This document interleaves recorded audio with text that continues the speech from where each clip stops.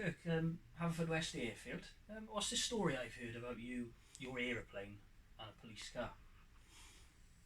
Um, oh, don't you believe it? What about the police car who finished up with a bent roof due to an old wartime Oster? Is that the one? I've heard one of many, but you tell me about that one. Well, the RAF were involved. I came in here in the early 70s, 71, 72, and I was on the way to Ennisillen, Northern Ireland, for the Ennisillen Harriers hunt ball and to flight in some duck. And so the airplane, this old wartime Oster, 6A timeAuster, was bristling with guns. I think we had the gun dog with it. I think I had my Springer Spaniel with me as well, and Janet, my wife, then, and our, dicky shirts and everything for the dance. And of course it was a Friday or Saturday, and I was working, and so daylight in November. It was winter time, so we had to get in here, empty the cans of fuel I had some jerry cans in the back to top up the aeroplane to go Delta Charlie Tango straight for St. Angelo, that huge airfield that was built for bringing in the American bombers during the war.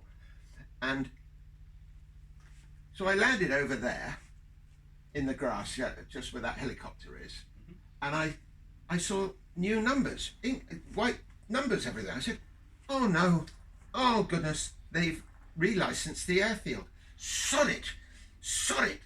If we get stopped, we'll never get there before daylight. And sure enough, there I am up on the wing, tipping in petrol as much as I can, and I see a little car come across, and a Batman, retired, first job from RAF, what's the name up there? Brody, RAF Brody. He came running out on his bicycle or something, and he said, what are you doing here? You never called us. And I said, I didn't know you were open. This has been empty since the war. And he said, no, it's just been licensed. I am in charge of this airfield. And I said, right, well, I'm going to Northern Ireland and hunt ball, and it's my weekend off, and I'm not wasting my time. It was a Friday. It was a Friday night, and Friday afternoon. And he said, oh, no, I've called customs because you've said you were going to Ireland. I said, Northern Ireland. I said, those little buggers haven't got us yet. I said, it's still British. And he said, oh no, you can't go. They called the police. Police car turns up, and Mr. Plod says, no, you can't come go until the customs come. And I said to Janet, I said, mustn't muddle up these wives. I said to Janet, look, I'll start the engine, and you keep the throttle going. The Gypsy Major, she had to keep tickling the throttle to keep the engine running.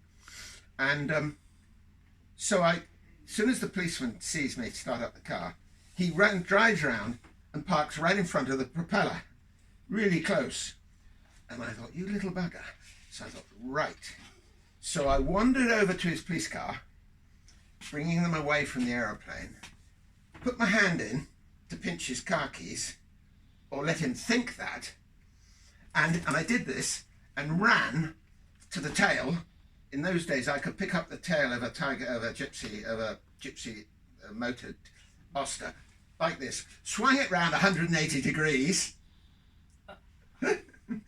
jumped in with my feet outside, and I said, let's go, and throttles this side, and I went, let's go, and I was trying to get in, and we were on the grass. You never went on the runways, and there was the police. He was like this, trying to get his keys into his car ignition, and then he turned round, and just as I was rolling, he rammed the little car underneath the left strut. And you're not making this up. And the strut came up against the windscreen, and I looked at the angle of the windscreen, and I looked at my wheels, and I saw how much throttle I had, and I just pushed it up to full power, and it started to slide up the windscreen. I thought it's going to break. That windscreen will break. and the wheel came off the ground, and it went across the roof, and the roof caved in, and I was away, and I was coming, Janet and I were coming up there, between the two runways, straight at the cabin, and there in the cabin, I can imagine it, he was there with his headset on. He said, Golf Alpha, Romeo, Golf India, negative takeoff, cut your engine, and I said, I'm clearing England en route Delta Charlie Tango for St Angelo, and by the way, your customs men are just coming in the main gate.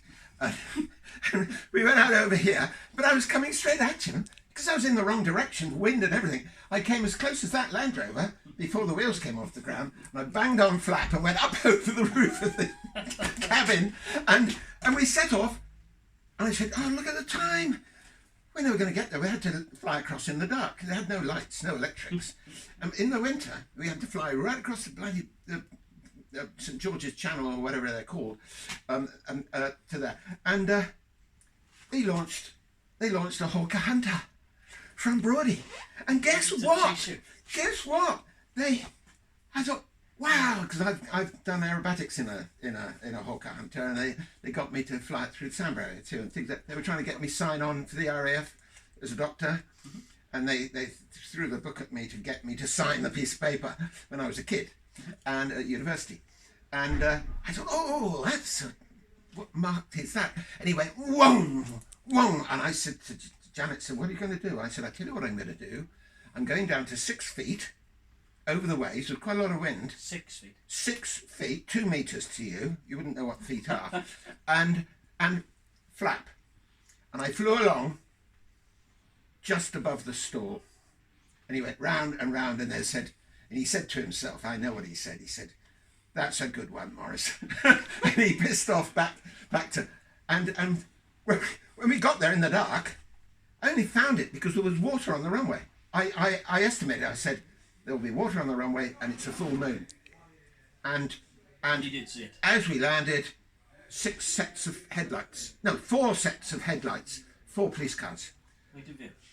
The RUC. And they said, Morris, what have you been doing this time? We've been getting telexes. You've set up a revolution in West Wales. You've pushed in the roof of a police car. And I said, oh, well, I was legally entitled to take off. He was in breach of civil aviation law. Obstructing him? Because I was on a landing takeoff run. Anyway, that's followed me with problems, along with a certain policeman's notebook that went missing almost the same month. But we'll tell you that story next time. I can't wait.